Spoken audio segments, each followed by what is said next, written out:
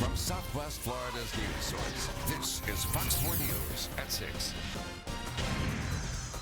4 in your corner, following breaking new details about a story we've been following for more than 3 months now. Tonight, we're finally learning who pulled the trigger the night a domestic dispute left one Naples police officer dead and another one seriously hurt in their Lake Sevastero home. We are just getting our hands on a detailed report by the state attorney revealing that Officer Dave Monroy shot Sergeant Amy Young before turning that gun on himself. It happened back in June. 4 in your corner's Katie Jones beginning our team coverage with more on the findings of this investigation. Katie? Well, Patrick, this report goes into extensive detail on what actually happened the night both Naples police officers, Amy Young and Dave Monroy, were found shot inside their Lake Sevastero home. Lying on the ground outside the front door is where Amy Young's daughter says she discovered the Naples police officer in the early morning hours of July 9th, 2014. She then called 911. The investigation reveals Young had come home from a night out with friends and had a fight with David Monroy in the front yard. Reports state Young had been drinking alcohol. She drove home and witnesses say she appeared intoxicated. It goes on to say Monroy had also been drinking, but had been at home all evening with 5 of the couple's children from previous marriages. Amy Young revealed that at some point during the argument, Monroy pushed her to the ground and that she hit her head and passed out. After she regained consciousness, Young said Monroy was still very upset, so she got scared and pulled her gun from the nightstand. Monroy then got his weapon as well. Amy Young said she doesn't recall how she got shot, but remembers waking up on the bedroom floor next to Monroy's lifeless body. She was able to pull herself out of the room and out the front door, where she was later found. The report states Amy Young was shot in the left side of her face. She suffered a fractured jaw, multiple dental fractures, facial nerve damage, and trauma to the left ear canal. Monroy died of a gunshot wound to the left side of his head. The Lee County Sheriff's investigation found that he was left-handed and had gunshot residue on his left hand. The crime scene investigation and autopsy shows that Monroy shot Amy Young in the head, then turned the gun on himself. Now, the report states that it is still unknown why Monroy shot Amy Young, but coming up tonight at 10, we'll let you know why cell phone records shed more light on the demeanor of Monroy moments before Young returned home. Live in the studio, Katie Jones, Fox 4 in your corner. All right, thank you, Katie. And our team coverage continues now with 4 in your corner's Carl Fortier, who's live from the Naples Police Department, where a press conference with Police Chief Tom Weschler just wrapped up. So, Carl, what does the chief have to say about these new findings? Well, Chief Weschler says he's still reviewing the findings, and he hopes to sit down with Lee County Sheriff Mike Scott in the next week or so to break down just what happened the night of that tragic shooting in July. He says Amy Young is still on leave, and nothing has been determined yet about her possible return to the department. Several times he expresses condolences to the families involved. I asked him how his officers are handling the conclusive findings that Dave Monroy was the sole shooter. Just as we did when the initial shooting took place, we spent a lot of time with our officers. If they want to talk about it, if they have any concerns, anything we can do to help move forward. Now, no possible determination has been yet made about any disciplinary action for Amy Young. The chief saying it's just too early to comment about that. Live in Naples, Carl Fortier, Fox 4 in your corner. 4 in your corners, Gabrielle Saran picking up our team coverage now. She joins us live from the Lake Sevastero community where the shooting actually happened and has reaction from neighbors who knew this couple. Gabrielle. Patrick, the Lake Sevastero community behind me is where Sergeant Amy Young and Officer John Monroy lived together with their 6 children. It's also the site of that deadly shooting 3 months ago. And neighbors say their house has been a constant reminder of the rumorville about what really went down that fateful night. But today, the truth is out. And that comes in the form of a report from the state attorney's office. It clarifies the events leading up to the crime, and based on that, along with interviews and evidence, has announced that Sergeant Amy Young will not face any charges. Some neighbors tell me they believe that Sergeant Young was innocent all along, but they were reluctant to speak out until today. Now, for now, as one neighbor shares, she's relieved the truth is out, and she hopes Sergeant Young and her family can now move on with their lives. This neighbor asked us to conceal her identity and voice. I'm glad that it is finally out. I think it took way too long to get these results. It's been difficult on her and a lot of us, being neighbors. I think that it's sad, but I'm glad to have heard the report. Again, that sentiment is echoed throughout the Lakes of Estero community, and tonight at 10 o'clock we'll have much more on that story, including an interview with Sergeant Young's attorney. We're live in Estero. Gabrielle Saran, Fox 4, in your corner. Our complete team coverage of this breaking story continues at 6:30. In the meantime, you can count on 4 in your corner to bring you the very latest developments on our website, fox4now.com.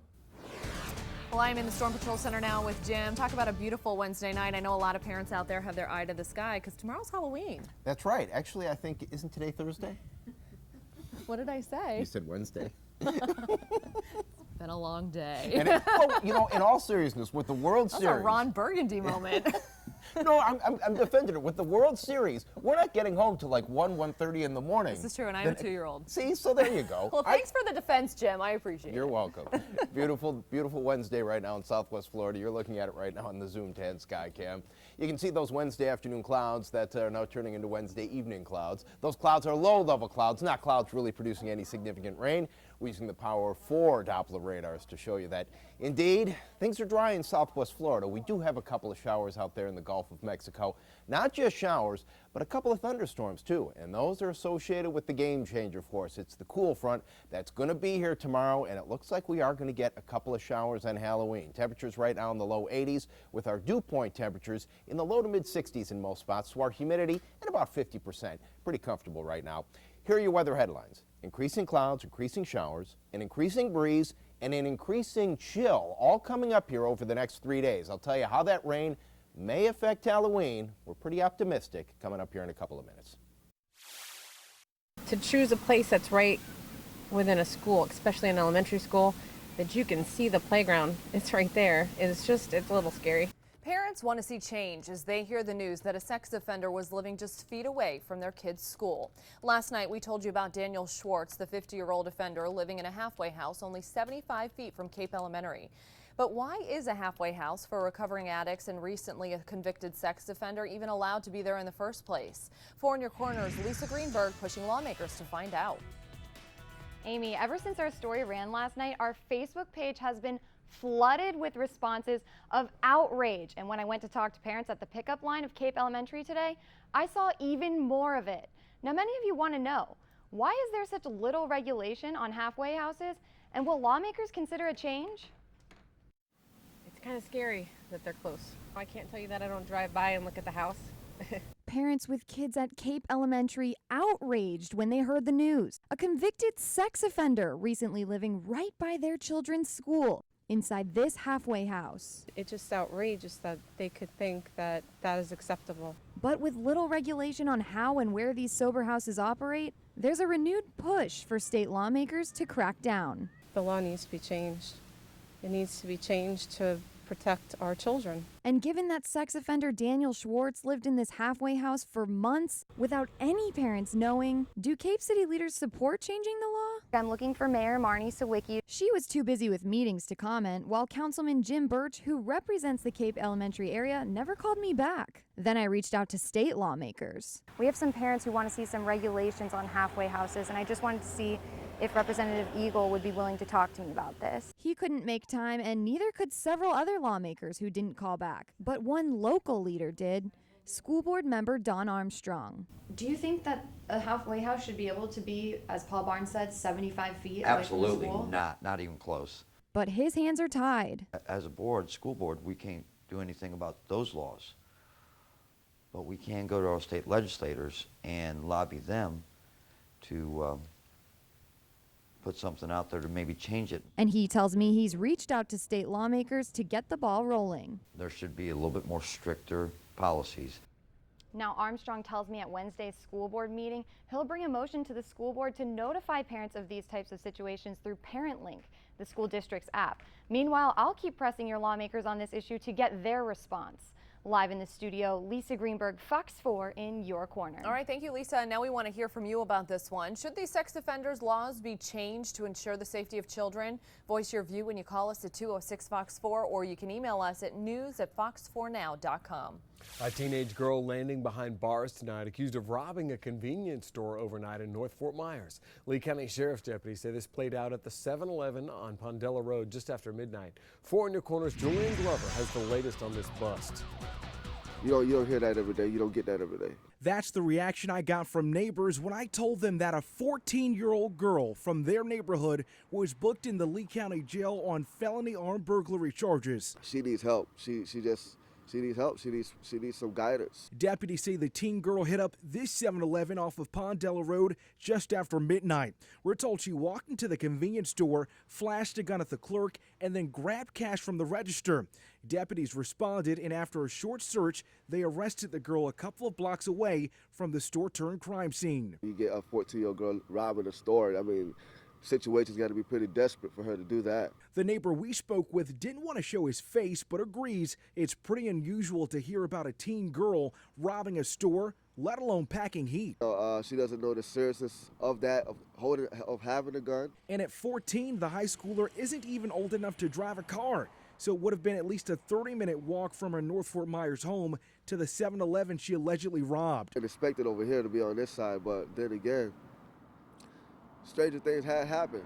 A common crime with an unusual suspect. In Fort Myers, Julian Glover, Fox 4 in your corner. At last check, the teenager who we're not identifying because of her age has been released from jail.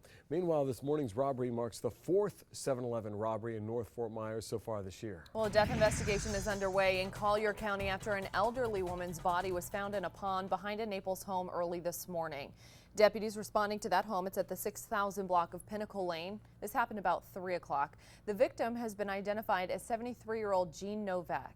Now tonight, investigators are not calling the death suspicious, as they do believe it was a result of some sort of medical event, but they will not know for certain until an autopsy is performed. Of course, you can stay with Fox 4 for any updates on this story.